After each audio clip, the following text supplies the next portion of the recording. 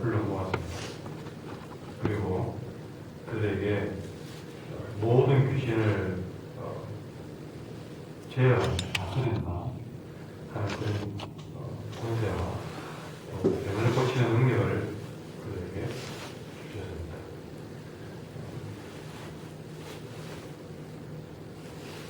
그러면서 그들을 내보내면서 하는 날을 전파하고 또 앓는 자를 고치게 하기 위해서 보냈다고 본문은 기록을 하고 있습니다.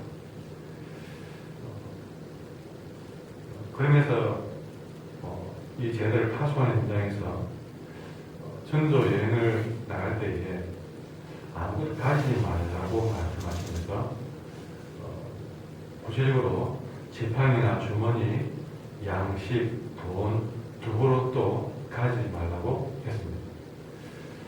여기서 양식과 돈, 또 지팡이, 주머니, 두불로 이렇게 5가지가 언급이 되고 있는데, 이거는 여행을 떠나는 자에게 가장 필수적인 것입니다. 최소한 여행을 떠나는 자가 기본적으로 이것은 가지고 여행을 떠나게 되는데, 그럼에도 불구하고 예수님은 사역을 떠나는 제자들에게 기본적인 이것도 가지고 가지 말라고 그렇게 이야기를 했다는 것은 오늘 새벽에 제자들뿐만 아니라 이 말씀을 듣는 우리들에게 주는 어떤 교훈이 분명히 있다고 믿습니다. 우리는 지금 전도 여행을 떠나는 열두제자가 아닙니다. 그러면 우리가 이 말씀을 어떤 식으로 받아야 되느냐 하는 것이죠. 다시 돌아보면 이 지팡이, 주머니, 양식, 돈, 두부로 이거는 가장 기본적인 것인데 이런 기본적인 것도 가지지 말고 전도 여행을 해라. 이것이 오늘 인생을 살아가는 우리들에게 어떤 의미냐 같습니다.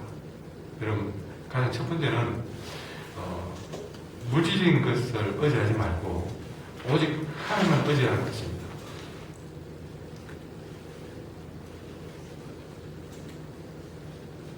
기본적인 것조차도 우리가 가지지 말라. 이것은 아무것도 가지지 말라는 그런 말이기도 하지만 여러분, 그것을 떠난 하나님이 주신 의미가 있다는 사실이죠. 그것은 전도 여행을 하든 인생을 살든 지금 내 손에 가져 있는 그것 가지고 인생을 의지하지 말고 철저하게 하나님 그분만을 의지하라고 했죠. 다시 말하지만 모든 사람들이 최소한이라고 생각하는 기본적인 말입니다. 그것도 가지지 말라고 했습니다. 이렇게 하나님만을 의지하게 만드는 이유가 있습니다. 여러분, 우리는 안목의 정욕과 육신의 정욕으로 인해서 환경과 물질에 얽매이기 쉬운 본성을 가지고 있습니다. 조금이라도 그것이 없으면 불안해하고 그것이 있어야만 될 그런 인생입니다. 안 그러면 불안해서 견디지를 못하는 그런 죄의 속성을 가지고 있습니다. 우리가 그것을 이기지 못하면, 그래서 예수님을 온전히 의지하지 못하면 우리는 온전한 신앙생활을 해낼 수가 없습니다.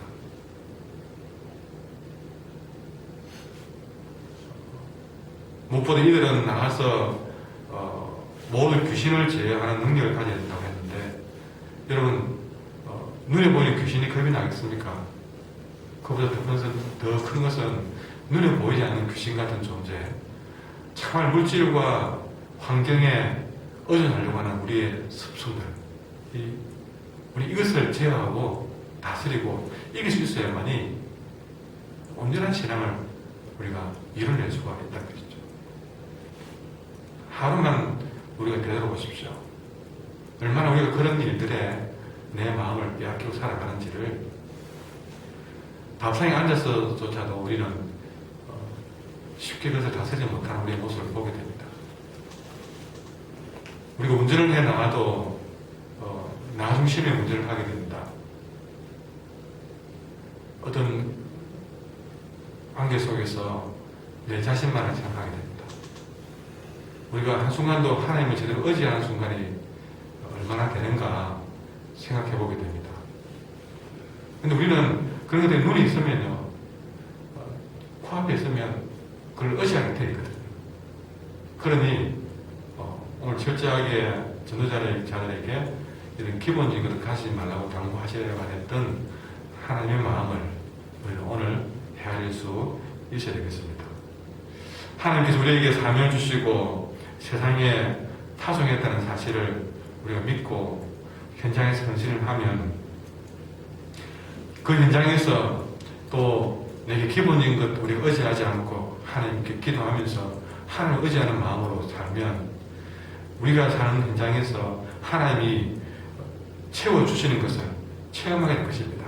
그럼 지팡이가 없더라도 우리가 의지할 수 있는 또 다른 지팡이를 주실 것이고 또 주머니나 양식이나 그때그때 하나님이 공급하시고 먹이시고 또 두 불로도 가지지 말라고 그랬는데 이 빛이는 필요한 것들을 하나님이 채워가시는 일들을 우리가 하나님을 의지하며 나갈 때에 우리는 체험을 하게 되겠습니다. 그런 것들이 내 삶 속에 있어야만이 그로 인해서 늘 하나님께 대한 감사와 기쁨이 넘쳐나는 삶이 될 것입니다. 의지하지 않은데 그래서 그분이 채워가는 것을 경험하지 않는데 어떻게 그분에 대한 감사와 기쁨이 되겠나 하는 것입니다. 여러분 우리는 좀 더 하나님이 채워가신 것들을 우리가 기대하며 그분께 맡기는 사람들이 더 필요하다고 생각이 듭니다. 오늘 하루도 정말 내가 눈에 보이는 것 있으니까 그 의지하고 사는 것이 아니라 정말 그거 없이 하나님이 채우시는 것을 우리가 믿고 의지하며 살아봅시다. 그래야 우리의 삶 속에도 간증이 더 많이 생긴 날이라고 믿습니다. 이 누가복음이 끝나가는 부분 누가복음 22장에 가서 예수님이 이제 그 모든 이 지시를 통해서 저희들이 살아봤을 거 아닙니까? 그렇게 살아보고 난 다음에 예수님이 이제 그들을 떠나게 된 상황이 좀 되었을 때에 우리 주님이 질문한 게 있습니다. 내가 너희를 돈도 주머니도 신발도 옷도 없이 가라 했을 때에 그래서 나가봤을 때에 부족한 것이 있더냐? 라고 물어봤습니다. 그 사이에 결산을 본 것이죠. 그렇게 나갈 때 부족했더냐 하니까 그들이 다 같이 하는 말이 없었습니다. 정말 그들은 아무것도 가지지 않고 현장에 갔을 때에 전혀 부족함이 없이 주님 맡겨서 사명들을 감당할 수 있었던 것이죠. 정말 오직 하나님을 의지하니까 하나님이 그 현장에서 채워주는 것들을 경험하게 된 것입니다. 여러분도 여러분의 삶의 현장에서 하나님이 채우시고 입히는 축복을 체험하는 현장 선교사가 되기를 바랍니다. 하나님 의지하지 않으면 그 일은 여러분의 것이 되지 않지만 분명히 믿고 살아보면 인생 우리 오늘 한 해를 보더라도 한 해가 다 끝날 때에 정말 하나님이 도우셨습니다. 내 인생 끝나는 그 순간에도 내 평생을 하나님께서 부족함이 없이 채워주셨습니다 하는 그런 고백이 되리라고 믿습니다. 자, 더 나아가서 4절 5절에 보면 어느 집에 가든지 떠날 때까지 그 집에 머물러 있으라고 말씀하면서 5절에서 누구든지 늘 영접하지 아니하거든 그 성에 떠날 때에 너희 발에서 먼지를 떨어오려 저에게 증거를 삼으라고 했습니다. 여러분 4절에 뭐라 했습니까? 어느 집에 가든지 거기서 머물러.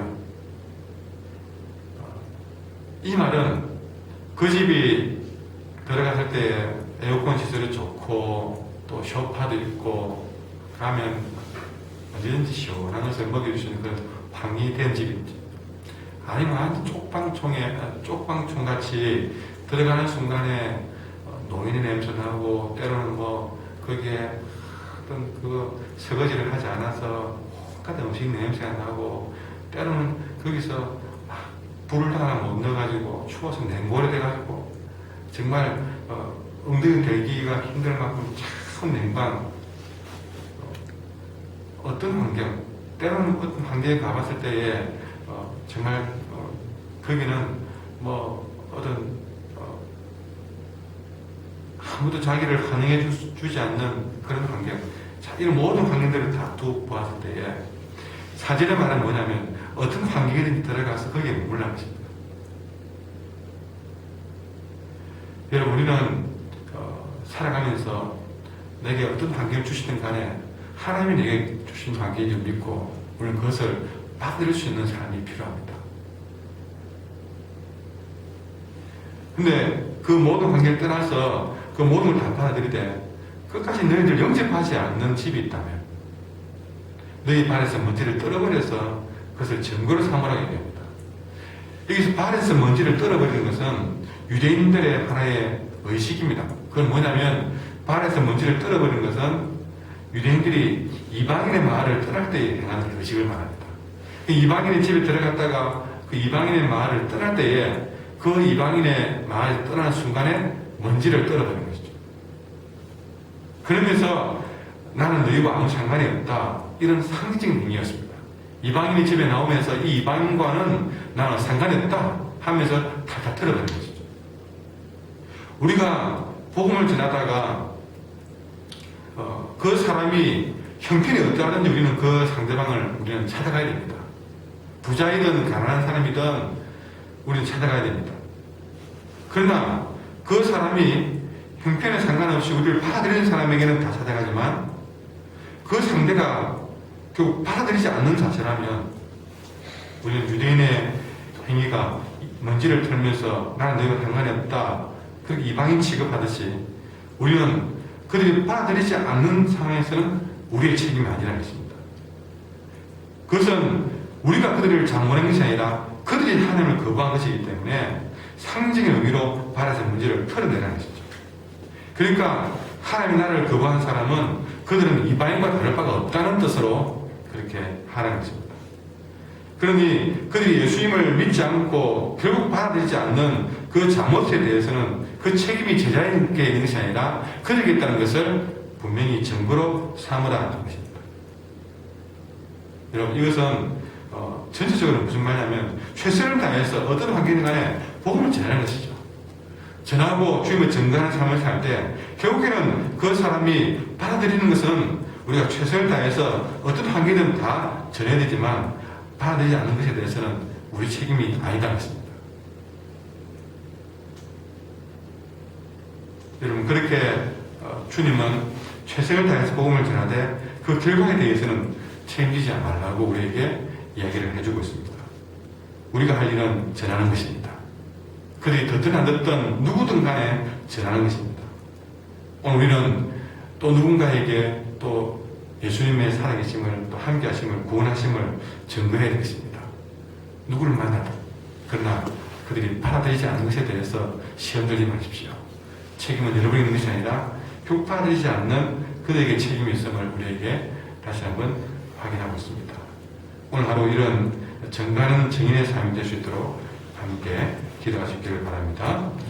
이 시간 함께 우리 동성하면 기도하겠습니다. 오늘 말씀을 생각하시면서